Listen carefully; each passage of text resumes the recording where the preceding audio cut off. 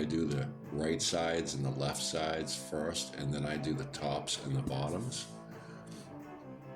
You want to get the paint on there very lightly. It's an oil kill stain primer. Then do the top of your door.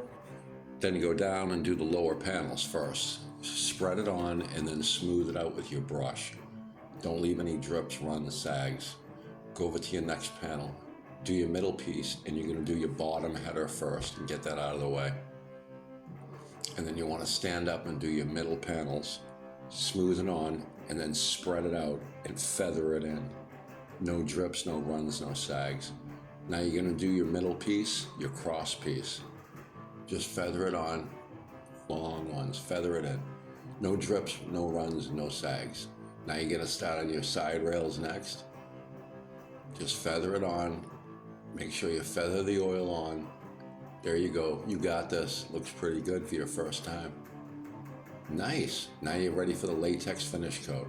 Do it the same way.